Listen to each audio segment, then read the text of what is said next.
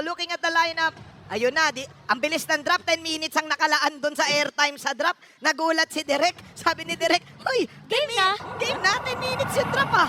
Ay, grabe, literal na 4 minutes lang ata tinagal nun ah. Wala ka nang na-type.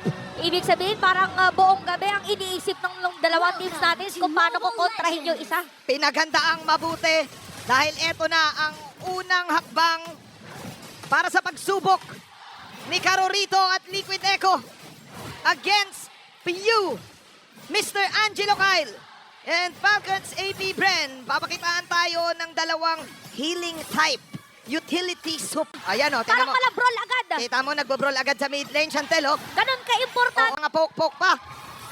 Mahirap talaga kapag ka nabigyan ka rin talaga pag nasa gitna ka kasi yan yung crucial na unang gusto mo mag-level 4. Oo, gusto mo, clear mo agad yan eh. Pag mid lane ka, gusto mo, ikaw ang ultimate clearer. Nasa clear. Samantala dun sa may top lane naman, pagandahan ng lane control between two teams. So nakita natin dito si Sanford na nilalayo or hindi niya pinapa-XP si Flap. Oo. Nakalagalingan ni Flap dito. Siguro, usually nagtatawag na ng mga teammates this time. Ayan, ready Ayan na. pupunta sa top. Nandiyan si Kyle. Ni Retri. Kailangan din kasi. Diyan din Oo. parang usually, di ba, before a turtle, dito nagkakaroon ng teamfight sa may XP lane or kung saan magsuspon. One time ay na-interview ko si Sanford at sinabi niya mismo sa akin na nung last time na laban nila against sa AP Brent, that was game number 5, pinarate ko sa kanya, kumusta ang laban mo? Sabi niya, Kuya Manjin, 10 out of 10 kasi kabado 20 talaga ako nun eh. Kasi hindi ko rin alam kung mananalo kami. Parang gano'n ang sinabi niya kung ano-ano na pinagsasabi ko na call. Oo, parang ano na siya dito, parang dumating na sa point na kailangan yung emotions niya ay talagang sabihin na natin maway niya na, fall in line muna. Oo. Dito sa taas. Maging sila, maging siya mismo ay dinadoubt. Ito na nga yata yung kaba na sinasabi natin. Detonas welcome agad merong Astral Echo. Pero makunan mga players, wala nga lang buhay doon. Tinawag na yung Dragon. Ginamit pa yung Flicker kaya First Blood. Pero may bawi na din naman. Grabe yung sagutan ng mga teams natin. Meron pa suntok para sa suntok. Pero buhay pa rin si Kyle TC, Ogwen and Few. Jungle sa XP lane ang naging trade doon. Sanji with the last hit. May kakaibang angle na ginawa si Mr. Sanji. Oo, tapos ang kinopen niya na Vian. No choice din kasi siya, namatay yung Dragon bago siya mag-level 4. So no ultimates dun sa majority ng ating mga players. So paunahan na lang makapunta sa Turtle. Now TZ, prioritizing na kunin yung kanyang purple. Ang bibitawan niya muna kasi kailangan nila kunin dito. And may speed up naman kasi. Pasok, Sanford. Merong pag-poke doon sa tatong miyembro ng Falcons AP Brenner. Pero Liquid Echo pa rin ang makakakuha ng pagong. Sa amount ng mga pagong dance, sa mga turtle takes na napanood natin sa MLBB Esports, malamang isa sa mga pinakamataas dyan na panalo na win rate ay nasa kupunan ng Liquid Echo. Na-master na nila to. Alam ko, ikaw, Mr. Wolf, masasabi mo na napakahirap gawin ng mastery kung maging hero ka ba o magto-turtle ka. Then again, Liquid Echo, unang turtle na laro.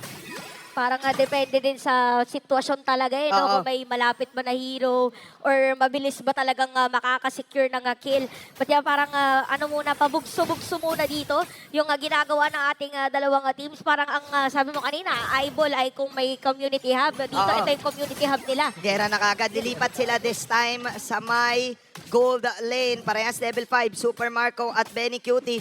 Sobra naman to. Parehas yung galaw, parehas yung pattern. Yung mirror lang yung dalawang teams natin. So this will be a very tight match. Parang halos parehas din yung approach ng dalawang teams. Nakita natin dalawang support doon sa kanilang roamers. Yung XP-laners nila pang one-hit combo ng mga marksman or ng mga mages. Yan yung, di ba, tema ng Yuzhong. Tsaka Pakito gusto nilang one-hit One-hit combo. delete, yeah. Pero ito yata yung one-hit delete na sinasabi hindi naramdaman na meron palang kasama si Benny Cutie sa baba. Matindi yung taunt. Sobrang bilis na. Sobra naman yung bilis ni Carorito. Balagbag yung taunt. Tapos hindi na nga tumama yung bubble doon. That is a crucial kill kahit papano para kay Mr. Benny Cutie. Kasi siya pa ang nakakuha ng bonus doon. So may extra gold siya for sure.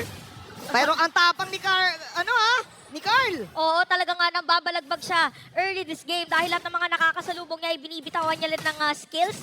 Kaya medyo nahihirapan ngayon mag-rotate yung side ng Falcons AP Bren. Even Flop TC dito sa top lane. Tala natin na ang tema para sa dalawang teams ay maupot dun sa may late game sa 3 items na yung kanilang mga heroes. Pero para masasabi ko dito para sa dalawang teams, mauuna ata mag-power spike itong Team Liquid Echo. Yeah. Knowing na meron silang Benny Cutie Roger na may 1 kill na. Pero si Pew makakalasit ng turtle. Yun yung dragon, no? Oo, napanood na natin yun sa mga ibang games nila. Parang talagang saktong-sakto Oh sa my Sargo. Pero hindi papayag dito, Team Liquid Echo. Pero dito na swelka para kay Calvis. Tinawag na rin yung dragon. Pero pag-power champ yung makukuha nila. At double kill mga para kay Flash. TC! Call! TC! Para sa triple kill ng dating kapatid na TC! Lumabas ang dragon! Pero si Flap ngayon may iwan, kinakalmot! Kinakalmot muna si Benny Cutie. Pero aalis si Benny. Doon sumisigaw ang Hive, the first team fight na makikita natin ay Naku po. mapupunta sa kanila. Pero Benny, Ay, di pa tapos! Hindi pa pala tapos! At dahil dyan, lamang ang Falcon sa Bren. baited si Benny Cutie all because of the healing galing na meron si Master Ogwen. With this, naging mataas ang gold swing. And for sure, may extra item na makukuha dito ang lahat ng players ng AP Bren. Ito yung ayaw na paglaruan ng isang Roger. Gusto niya laging dire-diretso yung mga kills niya. And this is the reason why Falcon Safety Brand went in for the Rafaela. Naubusan na rin kasi yung mga valid na sustained heroes natin, di ba? Wala na Matilda, Oo. wala na yung mga Minotaur. So parang humugot ng malalim yung sila Daki and si Coach Robert to get this Rafaela na nakita natin nung gino-shot sila ng team Liquid PH. Nag-flicker out lang si Ogwen. Tapos Pasib ng isang Moskov, tumatagos yung Oo. kada karayom na binabato niya Yep. with that Spear of Destruction teleport.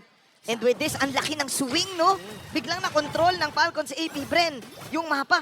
Grabe yung sinabi mo dito, Will. Parang yung na-realize ng Falcon sa AP Bren, wag na tayo mag-setter-setter. Punta Oo. na tayo dun sa Plus Gaming. Punta na tayo dun sa Healing Gaming. mahilig din kasi mag-set naman yung Team Liquid Echo. So, gagawin na lang nila is counter na lang natin, initiate natin. So, yung mga heroes nila dito built para sa mga counter initiation. So, dyan yung Yuzong na pwedeng playstyle mo, ikaw mauna, pero pwede rin naman na ikaw yung ka-counter with your Petrify. Okay. And then yung Moscow variant, nakita natin na malakas yung impact. Kumakapal kasi yung mga hitbox ng mga kalaban. Yes, here we go. Dragon mo, Retrico!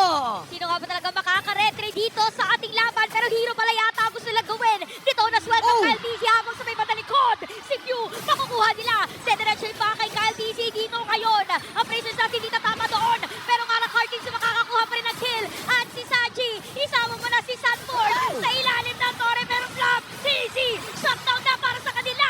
And a double kill para kay Benny Cutie. This time ay nakabawi ang Team Liquid Echo, the Cavalry. Ang layo ng trinabel time ni Benny Cutie. Yung buong Zapote Road ay kanyang trinabel para makuha yung double kill na yun. Ganda na pinakita doon ng Team Liquid Echo. Merong play doon si Saji na hinarangan niya yung Star Shatter ni Pew. So dalawa yung na-achieve. Nahanap nila kung nasa si Pew tapos napigilan pa yung retry damage sana. Wow! Okay. Kamuntika na. Flicker. Pindot na pindot! Si Carlo Tizzi, Super Marco with a dodge. Pero ganon ka-confident. Si Carorito on that Abrasive Strat in the mid lane with a snap na ibawi ng Liquid Echo. Tumabla na naman ang laro. Oo, 8 Stalemate. minutes na. 8 Oo. minutes na pero pantay na ulit yung laban natin. Tsaka doon mo makikita na napaka-importante talaga ng middle lane. Ginamit pa dito yung Spear of Destruction para talagang umabot din doon na si Super Marco sa may Yeah. gitna. And kung titingnan mo yung maling laban na yun, si 4D, hinahanap niya talaga si Angelo. Hinahanap niya si Pew. Oo nga. Lumawak yung camera eh. Nakita mo, nag-zoom out. Kasi yung mga Astral Recall Yeah. dito ay talagang nagagamit ng side ng Falcons AP Bren. At mukhang Pwede yung sanib muna.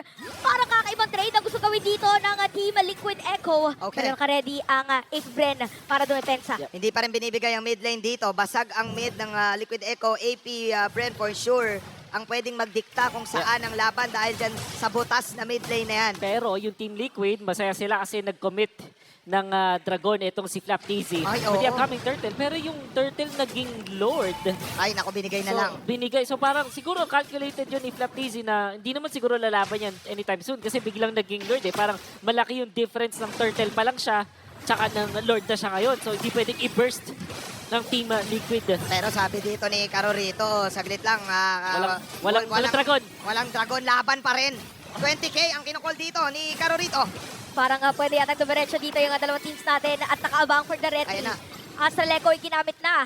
At matagal na magsisimula ang ating team fight. Talagang pinagdedesisyonan muna nila. Pero retribution para kay Carl TC. Laban na daw. Pero dito ginamit nito na welcome. Heal. Pero makakatakas pa rin dahil doon sa mga healing nga. Napakagandang knock-up para kay Sanford. Kaya mabibili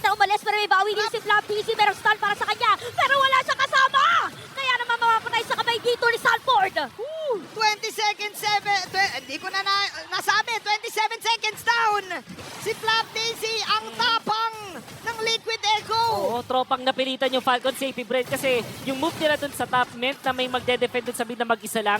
Si Flappy nag-defend ng mid lane na Torre, ginamit niya yung kanyang ultimate, and then dun sa upcoming na Lord teamfight, nakita natin Liquid na pwede nilang i-go yung Lord. Kasi Oo. alam nila walang Dragon. Si Flap TZ napilitan na gamitin yung Petri. Yeah. Na-combo lang yung patalon. Imbis na i-delay nila, no? Imbis na i-delay na lalaban na lang daw to. Dito na swelcome. Pero hindi yata nila madedelay dito ang kanilang pagdepensa. Napagandang damage dito. Super Marco may pinita ng dash away.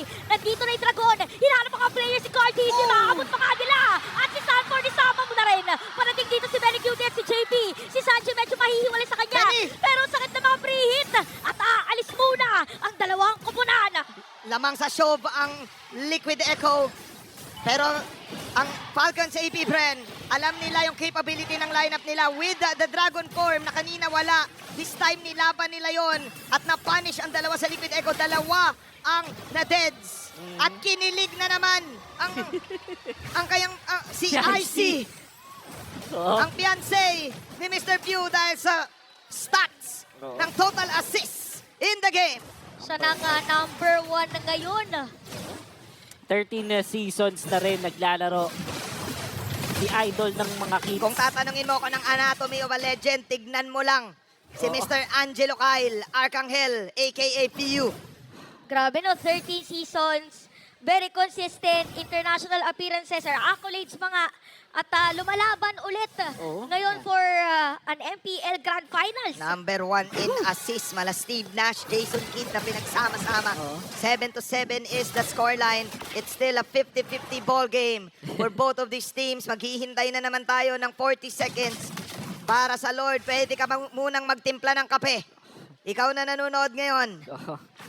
Tawagin muna yung mga tropa, manonood tayo sabay-sabay. This will be a very long series. Yung Oo. game 1 pa lang natin, palitan agad. Akala natin na Falcon Safety Bren na yung may control. Biglang nakahanap ng opening yung Team Liquid. At ngayon, magkakaroon ng second Lord natin kung saan available lahat ng spells. Yeah. Available lahat ng ulti. I take note, last time na nakita natin yung laban na to, yung agawan ng Valentina and Novaria, Aha. ang usually na nanalo sa late game ang ay Novaria kasi may poke capability. Ayan, oh. Ang sakit. Yung the starter of the shot, star. The star shatter Shatter poke. of the stars. Oo. the stars of the Naguhit. shatter. Ang tawag dyan sa ranked games, guhitan mo. Guhitan. Para naman sa Falcon AP Bren, meron sila itong Barats. Ang pwede kasing gawin ng isang Barats, gamitin yung kanyang ulti para dun sa Fredry para hindi maka-retry. Tapos yung makakampi niya yung i-hit dun sa Lord, tapos siya na lang yung magre-retry. Nako, Astral Echo. speaking of Lord, itutuloy yata at hindi i-reset. Astral Echo ginamit na ulit. Pero mapupunta pa rin kay Cortez, hindi na yung Lord. Look at Super Marco. Naku, pinagkalmot-kalmot lang. Dito ni Belly Cutie at habulin pa nga dito si Few sa may badalikod. Makakabaliktad at mahanap pa nga dito. 3 players down para sa Falcon Safety Bren and Team Liquid Echo. Meron pang Lord.